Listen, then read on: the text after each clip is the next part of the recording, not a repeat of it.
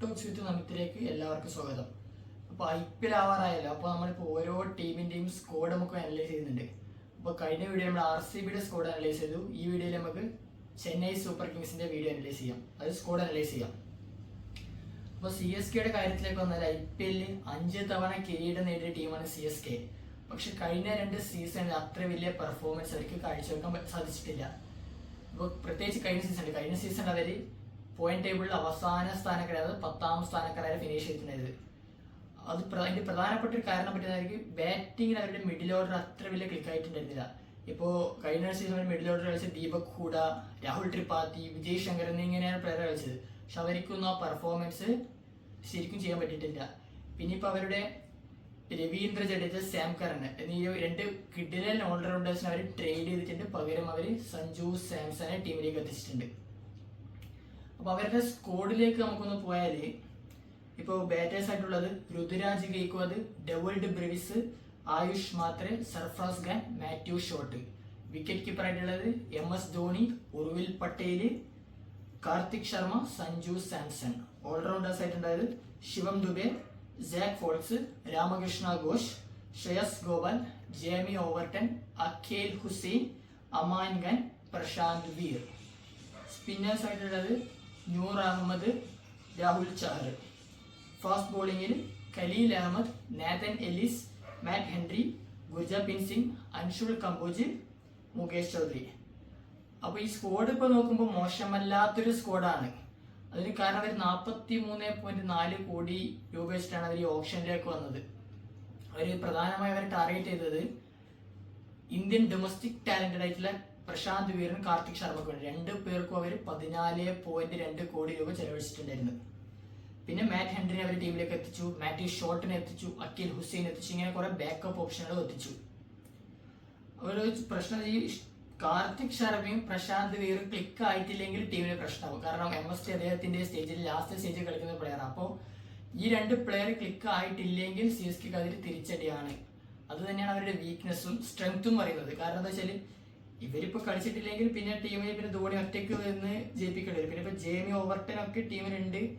പക്ഷെ അത്രത്തോളം ക്ലിക്ക് ആവുന്ന കാര്യം സംശയമാണ്. കാരണം IPL കാരണം ഇന്ത്യൻ കണ്ടീഷൻ അദ്ദേഹത്തിന് അത്ര വലിയൊരു പെർഫോമൻസ് ഞാൻ കണ്ടിട്ടില്ല ഇതായിട്ട്. ഇവരുടെ സ്ട്രെങ്ത് എന്ന് പറയുകയാണെങ്കിൽ ഇപ്പോൾ batting, top order batting, destructive top order, അതായത് സഞ്ജു സാംസൺ, ആയുഷ് മാത്രെ, ഡെവോൾഡ് ബ്രെവിസ്, ഇങ്ങനെ അറിയപ്പെടുന്ന ഋതുരാജ് ഗെയ്ക്വാദ്, ഇത്രയും നല്ല ഡിസ്ട്രക്റ്റീവ് പ്ലേയേഴ്സിലെ ബാറ്റിംഗ് ടോപ്പ് ഓർഡർ ഉണ്ട്. പിന്നെ ഇപ്പോൾ ശിവം ദുബെയും കാർത്തിക് ശർമ്മയിലും അടങ്ങുന്ന മിഡിൽ ഓർഡർ ബാറ്റ്സ്മാൻമാരും ഉണ്ട്. അപ്പോൾ അവർക്ക് സ്പിന്നേഴ്സിനും ഫാസ്റ്റ് ബോളേഴ്സിനും ഒരേപോലെ ഹാൻഡിൽ ചെയ്യാൻ പറ്റുന്ന ബാറ്റ്സ്മാൻമാരുടെ അർത്ഥം ബാറ്റിങ്ങിൽ. വീക്ക്നെസ് എന്താണെന്ന് വെച്ചാൽ ഇത് തന്നെയാണ് വീക്ക്നെസ്. ഇപ്പോൾ കാർത്തിക് ശർമ്മ, പ്രശാന്ത് വീർ ഞാൻ പറഞ്ഞില്ല. അപ്പോൾ ഈ 2 പ്ലെയർ ക്ലിക്ക് ആയിട്ട് പ്രശ്നം. കാരണം ഡൊമസ്റ്റിക് ലീഗിൽ കളിച്ചിട്ട് വന്നിട്ട് IPL അത്ര വലിയ പെർഫോമൻസ് നടത്താൻ പറ്റിയാൽ CSKക്ക് ഗുണമാവും, ഇല്ലെങ്കിൽ അതൊരു പ്രശ്നമാവും. കാരണം അവർ ഇത്രയും പൈസ കൊടുത്തെടുക്കുമ്പോൾ അവർ കളിക്കണം, ഇല്ലേ പ്രശ്നമാണത്.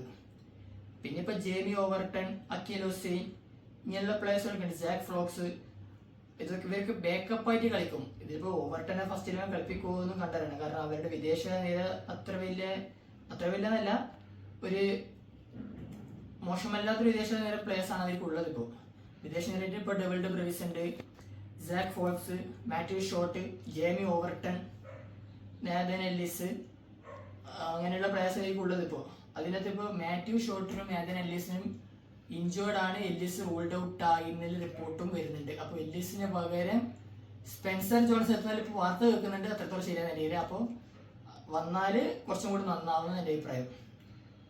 അപ്പോൾ ഇതാണ് വീക്ക്നെസ്. ഇപ്പോൾ നമ്മൾ പറഞ്ഞല്ലോ, ഈ കാർത്തിക് ശർമ്മയും പ്രശാന്ത് വീറും കളിച്ചിട്ടേ പ്രശ്നം പറ്റും.